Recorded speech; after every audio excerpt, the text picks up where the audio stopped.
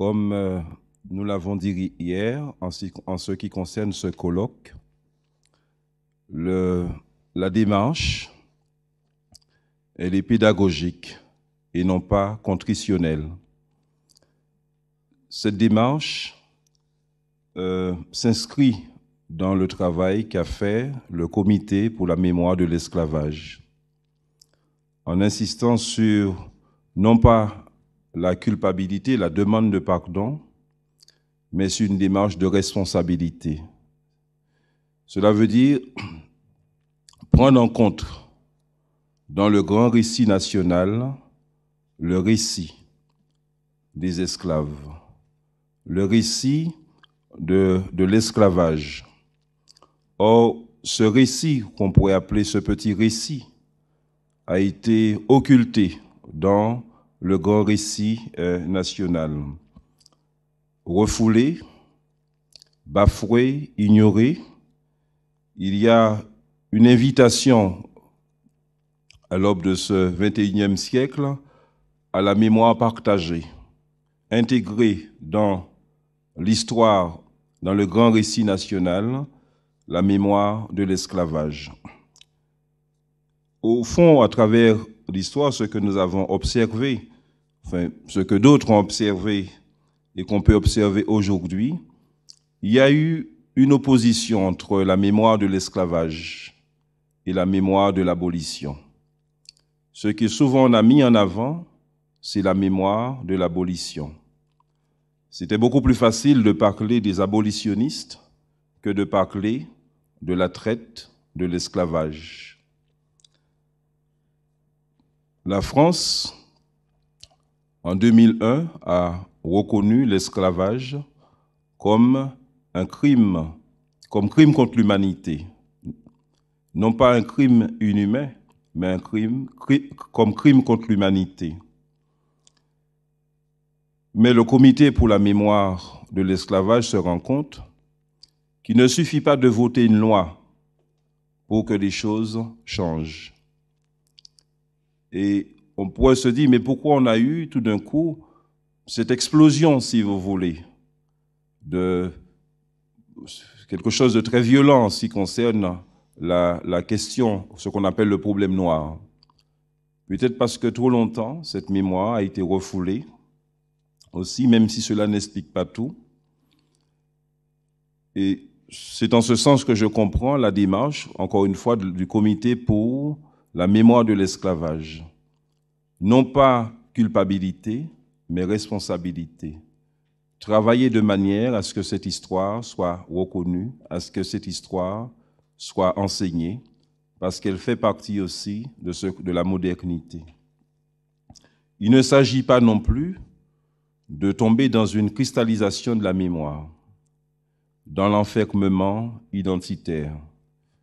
Jadis, Frantz Fanon disait « Je ne suis pas esclave de l'esclavage qui déshumanisa mes pères ». Et je pense qu'il y a là, il nous rappelle, je dirais, le danger de toutes les formes de déterminisme sociaux. Donc, quelque part aussi, il y a on pourrait dire aussi un mauvais usage de la mémoire. Il arrive que la mémoire soit instrumentalisée et qu'on l'utilise pour attiser la haine, fragmenter, morceler une société. Je pense que quand on lit certains des grands écrivains créoles, il n'y a pas de trace chez eux de cette volonté, si vous voulez, d'utiliser la mémoire pour attiser la haine, mais plutôt pour une reconnaissance et une invitation à partager cette mémoire. Une des choses qu'on a pu constater aussi, c'est, on pourrait même dire que c'est quand on étudie la question de l'esclavage et quand on écoute beaucoup d'intellectuels, c'est le rapport ambigu, on pourrait dire, entre le christianisme ou la chrétienté et la question de l'esclavage. C'est pour cela que nous avons jugé utile, puisque nous voulons porter aussi un regard protestant sur la question de l'esclavage, d'inviter deux personnes qui vont nous parler de ce rapport du christianisme, de la chrétienté, de la société occidentale dite chrétienne avec l'esclavage. Donc je laisse le soin à Béatrice Sorinte de présenter notre premier orateur.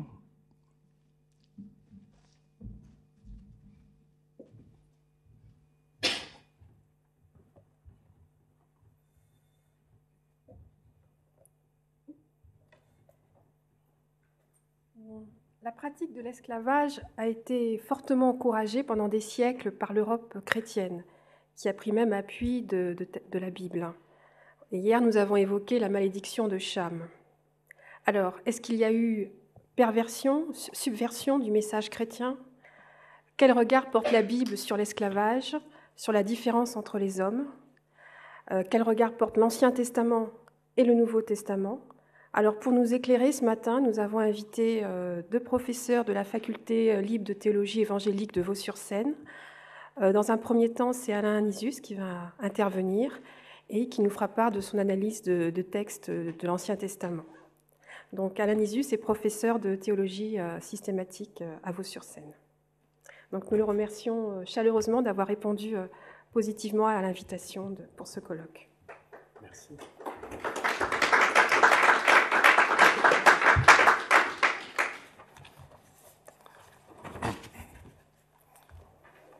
Et merci surtout de m'avoir invité.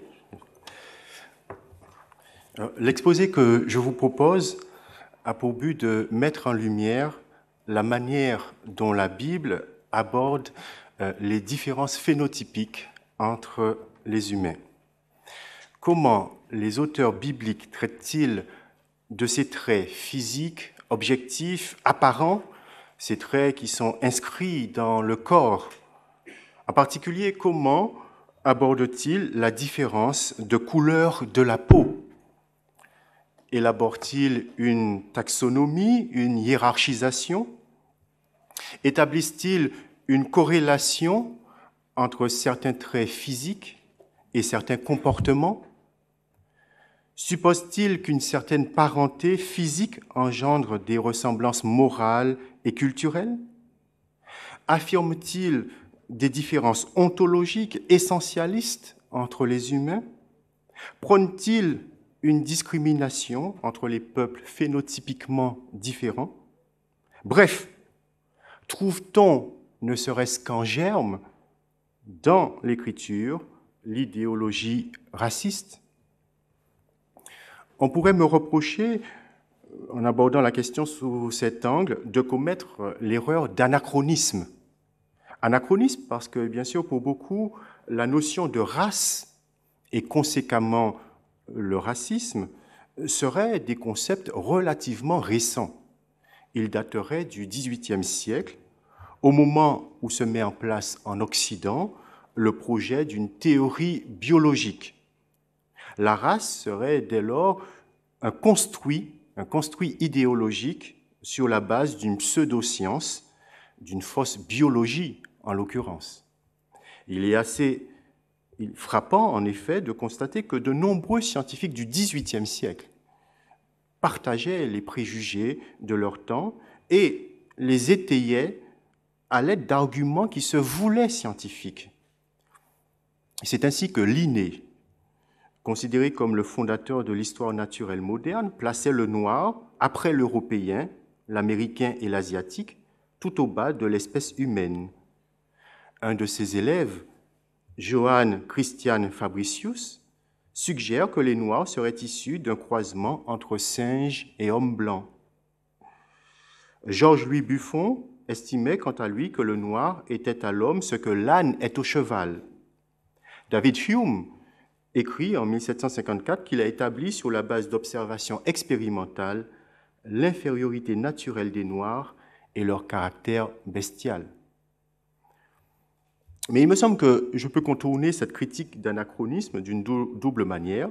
D'abord, en signalant que le racisme est antérieure au siècle des Lumières et à la construction de la notion de race, comme l'a fait par exemple le philosophe Christian de la Campagne dans son livre fort important « L'invention du racisme, Antiquité et Moyen Âge ». D'autre part, on peut aussi se reporter à la distinction élaborée par le biologiste André Lagané, qui, malgré quelques limites de sa typologie, permet d'éviter un certain nombre de contresens. Il distingue entre 3 types de racisme, ce qu'il appelle le racisme primaire, le racisme secondaire et le racisme tertiaire. Le racisme primaire, c'est la peur instinctive de l'être humain devant l'inconnu. La perception visuelle d'une différence physique provoque chez l'animal, comme chez le jeune enfant, une réaction de peur qui peut entraîner soit la fuite, soit un sentiment d'hostilité. Le racisme secondaire s'apparente davantage à l'ethnocentrisme et à la xénophobie. Il s'agit d'une élaboration un peu plus consciente, et c'est une rationalisation qui procède par hiérarchisation. Il y a le groupe auquel on appartient et il y a les autres. Le groupe auquel on appartient est présumé être au-dessus de tous les autres groupes qui sont ethniquement différents ethniquement et socialement. La reconnaissance de ces différences conduit souvent à l'animosité intergroupe. Et le racisme tertiaire, selon Lagané, correspond quant à lui aux théories racistes systématisées et prétendument scientifiques. Alors, en se servant de cette typologie de Lagané et en affinant quelque peu sa notion de racisme secondaire, je vous propose d'aborder les textes bibliques en tentant de repérer la manière dont ils traitent des différences observables dans la physionomie humaine.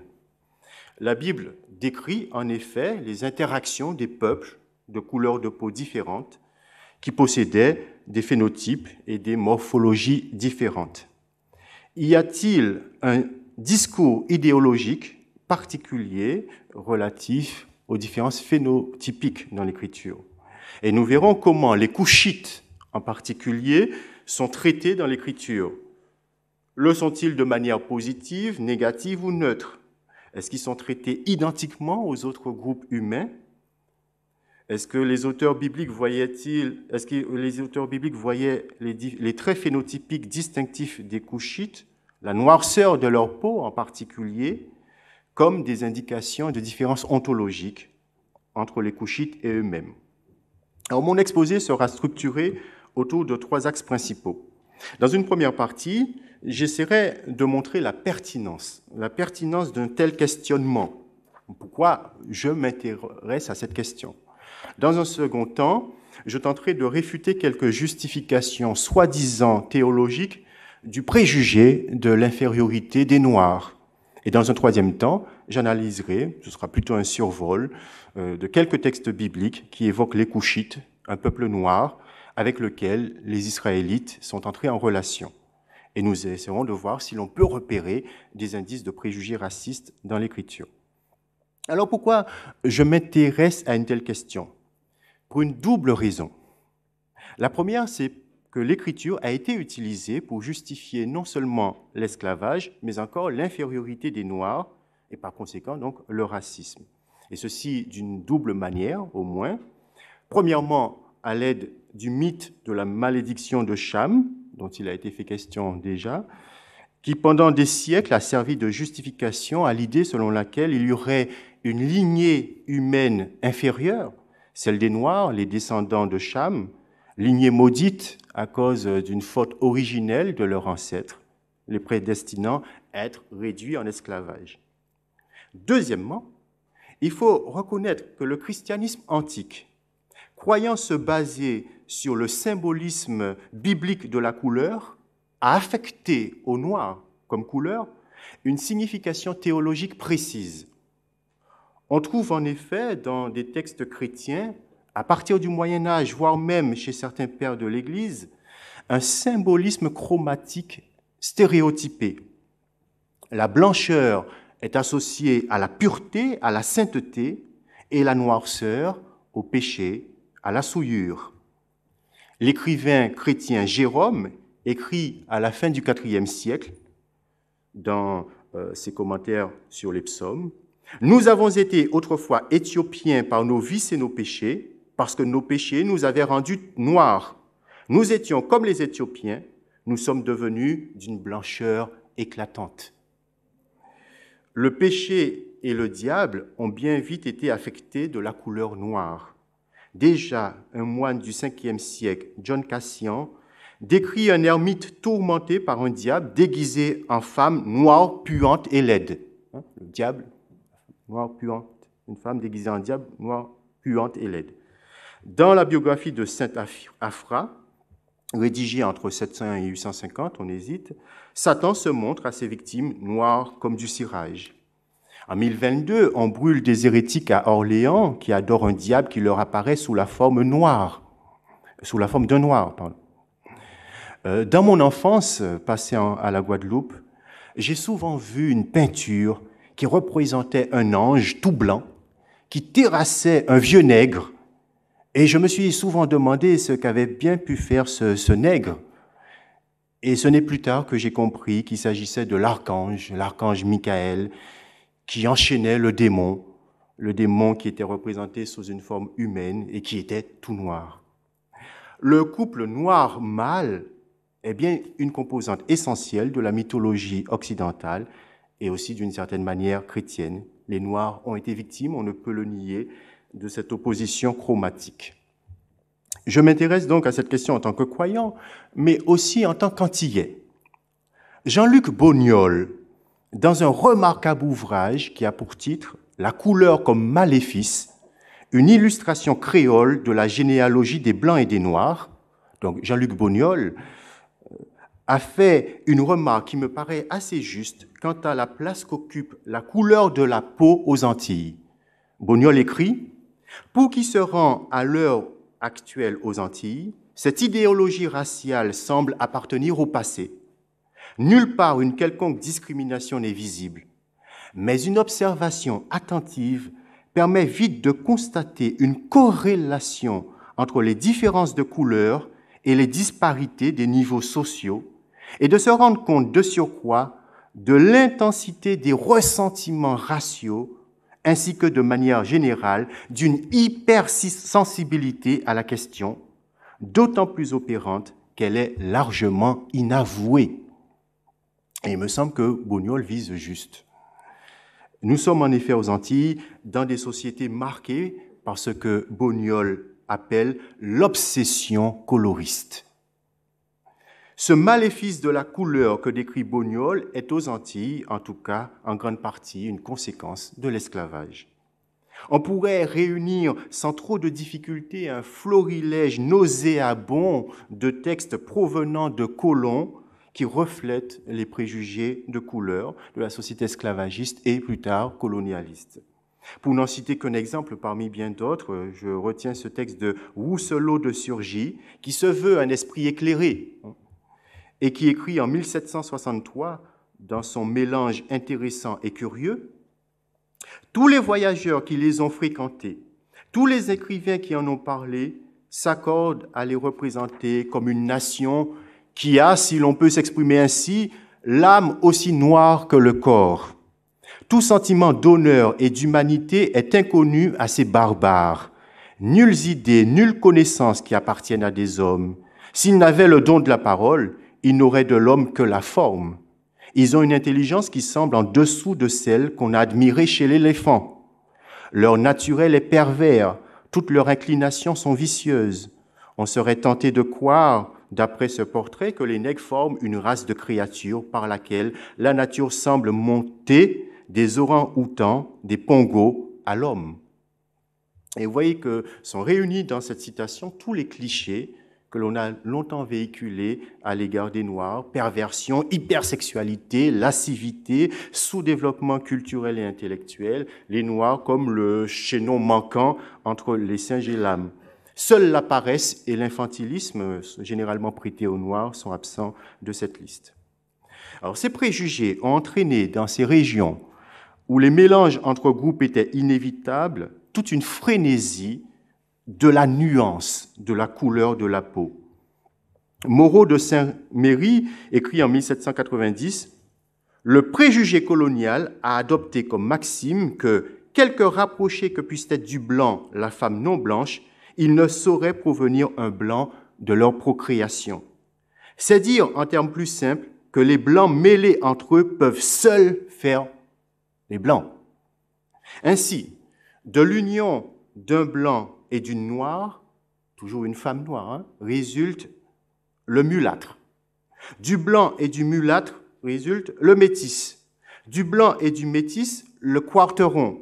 Du blanc et du quarteron, le mamelouk. Et on notera qu'il y a une pureté originale du blanc, et tout individu qui a quelques sangs mêlés ne pourra jamais être dit blanc. L'on ne parvient jamais au blanc pur, le blanc reste une asymptote vers laquelle on peut se rapprocher, mais sans jamais l'atteindre, même après plusieurs générations. Mais ce qui est curieux, c'est que le préjugé de la couleur et toute cette gamme de nuances chromatiques a été intériorisé aussi par les Noirs. Et on trouve dans la population noire la même gradation, la même cascade de nuances de la couleur de la peau qui va du plus clair au plus sombre, du plus sombre au plus clair. Il y a le noir charbon dans notre langage aux Antilles. Le noir charbon, le noir bleu, le noir foncé, le noir clair, le noir rouge, le brun clair, l'acajou, le basané, le sapotille, le pistache, le cannelle, le chocolat, le café au lait, la banane mûre, le jaune de giromon, le jaune abricot, le jaune, etc., jusqu'au blanc. Dans la population, vous trouvez toutes ces nuances dans la population de couleurs. Dans les années 1950, Frantz Fanon pouvait parler des choix amoureux que l'on fait aux Antilles de la manière suivante. Il s'agit de ne pas sombrer de nouveau dans la négraille. Et toute Antillaise s'efforcera dans ses flirts ou dans ses liaisons de choisir le moins noir. Ainsi, en fonction de la couleur initiale de sa peau, l'Antillaise, selon Fanon, a comme objectif soit de blanchir, soit de ne pas régresser. Alors, de telles thèses sont peut-être aujourd'hui dépassées. Les mouvements de la négritude et de la créolité ont beaucoup aidé les Antillais à dépasser ce complexe d'infériorité lié à la couleur de leur peau qu'ils avaient intériorisé. Mais on ne peut pas dire que tous les problèmes soient réglés. La question de la couleur de la peau et la nuance précise de la couleur de la peau reste une question importante pour l'Antillais. Et dans une large couche de la population, celui qui a une belle peau, une expression qu'on utilise souvent chez nous, une belle peau, eh bien, ce n'est pas quelqu'un qui a une peau de bébé, lisse, sans boutons, sans taches, mais c'est celui qui a la peau qui se rapproche le plus de la blancheur. Aux Antilles françaises, les canons de la beauté restent encore étalonnés sur la blancheur. Cet intérêt pour la couleur de la peau et la manière dont le christianisme a utilisé la Bible pour justifier un certain nombre d'idéologies nous conduit donc à réinterroger le texte biblique. Porte-t-il lui-même les soubassements d'une idéologie raciste ou y a-t-il eu subversion du message biblique? Alors, avant d'aborder plus directement l'étude de quelques textes bibliques qui évoquent la figure du couchite, j'aimerais faire, dans un deuxième temps, quelques remarques qui semblent assez banales, mais qui ne sont pas sans signification. On trouve chez de nombreux peuples, en Guyane, à Madagascar, aux Antilles aussi, des contes qui rapportent l'idée selon laquelle les Noirs devraient la couleur de leur peau à un moment d'étourderie de Dieu. Ils ont été oubliés dans le four du bon Dieu, ce qui explique leur trop grande cuisson. Certes, de tels contes ne sont pas dénués d'autodérision, mais ils ne sont pas sans conséquence sur la perception que l'on peut avoir de soi. On ne trouve pas ce genre de mythe dans l'Écriture. Certes, les écrivains bibliques ne possédaient pas les connaissances scientifiques d'aujourd'hui, puisqu'on sait que la génétique a montré que la couleur n'a rien à voir avec les traits génétiques. Nous ne sommes ni noirs, ni rouges, ni blancs, ni jaunes, mais nous sommes plus ou moins foncés en fonction du taux de mélanine présent dans l'épiderme. Il n'y a qu'une seule race, la race humaine. Nous possédons tous le même patrimoine génétique. La notion de race est donc génétiquement sans pertinence. Dans le langage de l'Écriture, on a une forte affirmation de l'unité du genre humain, et cela se traduit par la dérivation de tous les hommes d'un seul ancêtre, Adam et Ève. Le récit de la Genèse dit que Dieu crée les animaux selon leur espèce, mais la formule n'apparaît pas quand il s'agit de l'homme. Parmi toutes les créatures vivantes de Dieu, l'homme est le seul qui n'est pas créé selon son espèce. Alors, je ne m'étendrai pas sur la malédiction de Cham, puisque j'ai appris que vous l'avez abordé hier, donc je peux passer très rapidement. Simplement, je voudrais quand même rappeler que l'on parle de malédiction de Cham, mais il faudrait plutôt dire malédiction de Canaan. Cham avait 3 autres fils, Coush, Mitzraïm et Pout.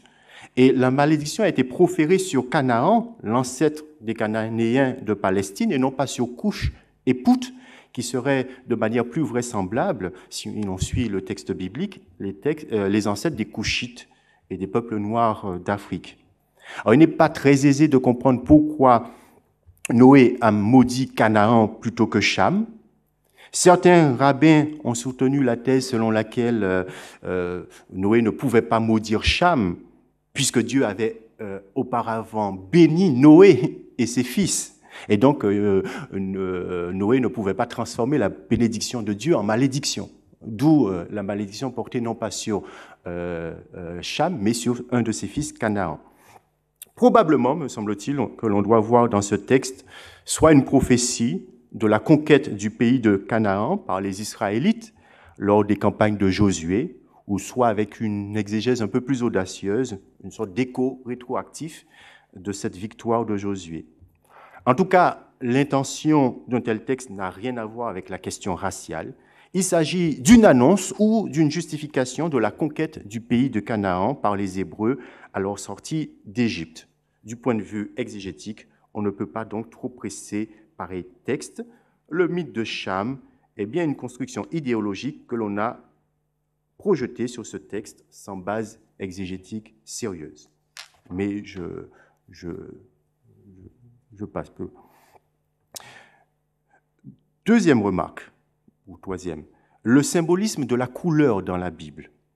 Nous avons vu que les Noirs ont largement pâti de la symbolique de la couleur du langage religieux. Le noir désigne dans nombre de religions l'impureté, tandis que le blanc symbolise la pureté, la sainteté. Qu'en est-il dans la Bible ? Il me semble que l'on ne peut pas contester que dans la Bible, le blanc est en effet parfois utilisé pour désigner le sacré, la pureté. Cependant, il convient de faire plusieurs remarques. La première, c'est que le blanc qui symbolise la pureté dans l'Écriture, c'est le blanc éclatant, le blanc comme la neige. Et un blanc qui n'a rien à voir avec la coloration, la pigmentation de la peau, c'est un blanc éclatant. Deuxième remarque, le contraire du blanc comme symbole de la pureté dans la Bible n'est pas le noir, contrairement à ce que l'on croit spontanément. Le contraire du blanc comme symbole de la pureté, ce n'est pas le noir, mais c'est le rouge vif, le rouge foncé, le cramoisi. Ésaïe chapitre 1, verset 18 le dit. « Venez, je vous prie, et argumentons, dit le Seigneur. Quand vos péchés seront comme l'écarlate, ils deviendront blancs comme la neige.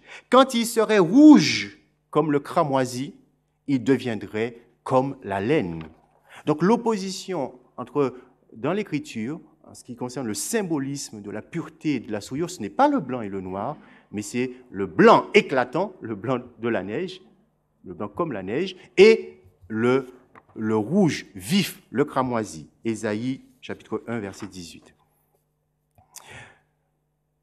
L'opposition dans l'Écriture ne se fait pas non plus principalement entre le blanc et le noir, mais plutôt entre la lumière et les ténèbres. Jamais l'Écriture ne célèbre la blancheur de Dieu, mais plutôt sa lumière éclatante. Dans l'Écriture, la perception de Dieu est incolore, Dieu est esprit. Au niveau de la couleur, comme du sexe d'ailleurs, Dieu est neutre. Dernière remarque que je fais, on cite souvent le Cantique des Cantiques, chapitre 1, versets 5 et 6. « Je suis noire, mais je suis belle. pour affirmer que le noir était le symbole de la laideur dans l'Écriture. Je suis noir, mais je dois me justifier, je suis quand même belle, dit la femme, la bergère du Cantique des Cantiques. Mais le texte ne dit pas cela. Il faudrait comprendre plutôt ici comme bronzé. C'est le hâle, c'est-à-dire la teinte d'un brun plus ou moins cuivré que prend la peau exposée au vent et au soleil. Elle n'est pas noire, elle est bronzée. C'est le hâle dont il est question ici. Le bibliste Paul Jouon l'a très bien établi. Il dit il ne s'agit évidemment pas de la couleur des nègres, mais de la couleur brune causée par le hâle. La peau de la bergère du Cantique des Cantiques est brûlée par le soleil parce qu'elle doit garder ses moutons, contrairement à celle des filles riches de Jérusalem qui étaient épargnées du travail des champs et donc du soleil, et qui par conséquent pouvaient avoir une peau plus blanche parce que non affectée par le soleil. Alors si de nos jours une peau bronzée est une coquetterie, à l'époque de la rédaction du Cantique des Cantiques, une peau blanche reflétait d'une certaine manière la condition sociale. Et vous voyez donc que les canons de la beauté évoluent. Alors, mais je voudrais, pour le temps qui me reste, me concentrer sur la vision que les écrivains bibliques avaient des Couchites. Qui sont les Couchites? Le pays de Couche représente dans la Bible une région située au sud de l'Égypte. C'est une région qui correspond de nos jours au Soudan. On parle de Nubiens, où les auteurs classiques parlent souvent des Éthiopiens. Les Noirs avec lesquels les Grecs des temps classiques ont eu le plus de contact étaient d'abord les Couchites. Et plus tard, les Grecs ont désigné tous les Noirs du terme générique d'Éthiopien, qui signifie étymologiquement « face brûlée ». Et c'est ainsi que les Septante, la traduction grecque de l'Ancien Testament, a traduit souvent Couchite, ou Couchite par Éthiopien. Mais il ne faut pas confondre les Couchites de la Bible avec les Éthiopiens d'aujourd'hui, les Éthiopiens modernes. Les Couchites sont connus dans l'épigraphie égyptienne et assyrienne comme un peuple à la peau noire, et plus précisément, ils sont représentés avec des traits négroïdes. Et on peut se reporter ici au livre édité par Ladislas Bugner, The Image of the Black in Western Art, qui montre notamment une peinture qui se trouve dans le musée égyptien du Caire, qui dépeint un combat entre le pharaon Toutankhamon, 1352-1344 avant Jésus-Christ, et les Couchites. Et les guerriers Couchites sont bien des Noirs avec des traits négroïdes. Il y a aussi une scène de la porte du palais de Ramsès III, 1180 avant Jésus-Christ, qui dépeint des individus de 4 nationalités, un Syrien, un Libyen, un Hittite et un Couchite. Et ce dernier possède bien des traits négroïdes. Alors, le pays des Couchites était réputé pour ses mines d'or qu'il abritait, et c'est pourquoi, durant les 9e et 10e dynasties égyptiennes, souvent, les Égyptiens menaient des campagnes militaires dans le pays de Couche pour s'emparer de ces richesses. Entre les années 1570-1090 avant Jésus-Christ, les Couchites étaient sous contrôle égyptien, ils faisaient pratiquement partie de l'Égypte. Et durant cette période, les relations entre l'Égypte et Couche étaient étroites et les Couchites étaient relativement communs dans la société égyptienne. Et c'est à cette période que l'on a Moïse, l'Exode et nombre d'événements que rapporte la Bible. La puissance de l'Égypte a par la suite décliné, si bien qu'en 720 avant Jésus-Christ, le roi Couchite Pire, P-I-Y-E, il ne faut pas dire piller, c'est pas le verbe piller. Pire a conduit une invasion en Égypte, établissant la 25e dynastie de gouverneurs de l'Égypte. Donc les Couchites étaient, au moment où se déroule l'histoire des Israélites, un peuple bien connu qui entretenait des relations politiques et commerciales avec de nombreux autres peuples. Et c'est pourquoi il n'est pas étonnant qu'ils soient mentionnés dans la Bible. Il y aurait plus de 50 occurrences des Couchites dans la Bible hébraïque. Je ne pourrais pas étudier toutes les mentions, je me contente de mentionner les textes les plus significatifs. Alors vous avez le texte de Nombre 12. On vous dit que Myriam et Aaron ont parlé contre Moïse au sujet de la Couchite qu'il avait prise. C'est une Couchite qu'il avait prise pour femme. Le Seigneur se mit en colère contre eux, il s'en alla. La nuée se retira d'au-dessus de la tente. Myriam était couverte de lèpre. Elle était blanche comme la neige. Aaron se tourna vers Myriam. Elle était couverte de lèpre. Moïse a pris pour femme une Couchite. Alors, il y aurait une discussion technique à faire. Là, je ne vais pas le faire, je n'ai pas le temps et ce serait peut-être un peu trop technique. Est-ce que c'est vraiment une Couchite, c'est-à-dire une femme noire que Moïse a prise pour femme, ou est-ce que ce serait une Madianite, donc plutôt qui appartient qui serait donc plutôt de type arabe? Je ne vais pas entrer dans les détails, je signale simplement que la Septante a traduit par éthiopienne ici, comme elle a traduit le mot couchite en général. J'aurai quelques arguments à faire valoir, mais je passe. Admettons que ce soit une couchite. Si vous acceptez que c'est une couchite et une femme noire, le texte biblique est très intéressant parce qu'il montre que Dieu, contrairement à Myriam, ne désapprouve pas le mariage de Moïse avec cette femme couchite. Et avec un humour mordant, Dieu frappe Myriam de lèpre blanche parce qu'elle a critiqué la femme noire de Moïse. Ce n'est pas par hasard si le texte insiste tant sur le fait que la sanction qui a frappé Myriam, qui s'est plaint de la femme noire de Moïse, soit une lèpre blanche. Et si on accepte cette interprétation, alors le texte de Nombre 12 peut être considéré comme un manifeste antiraciste très important, avec une subtile note d'humour. Il y aurait d'autres textes à étudier, mais je signale Ésaïe 18. Le début du chapitre 18 d'Ésaïe. « Ô là, pays où bruissent des ailes au-delà des fleuves de couche, toi qui envoies sur la mer des émissaires dans des embarcations de joncs sur les eaux. Allez, messagers rapides, vers une nation élancée et luisante, vers un peuple redoutable depuis qu'il existe, une nation puissante qui écrase tout et dont le pays est sillonné de fleuves. » Ce passage d'Ésaïe 18 est l'un des rares passages de l'Écriture qui mentionne des traits physiques. On parle des Couchites comme d'une nation élancée et glabre. Le texte traite donc des Nubiens de manière très positive, avec beaucoup de respect. C'est un peuple, quand même, il est précisé, qui balbutie, qui piétine. Ce sont de redoutables guerriers.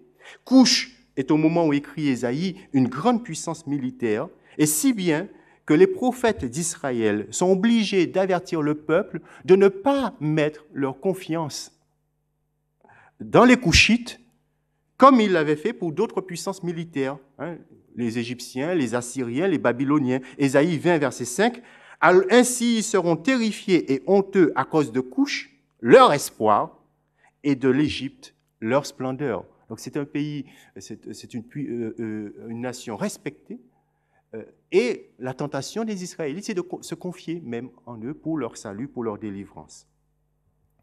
Amos 9, 7 est aussi un autre texte intéressant. Certains commentateurs ont pu traiter le prophète Amos de racisme. Pourquoi? Parce que le prophète Amos dit au chapitre 9, verset 7, il dit au peuple d'Israël, « N'êtes-vous pas pour moi comme les Couchites israélites ?» Déclaration du Seigneur. « N'ai-je pas fait sortir Israël d'Égypte comme les Philistins de Caphtor et les Araméens de Kir ?» Donc vous voyez que le peuple d'Israël est comparé ici à Couche.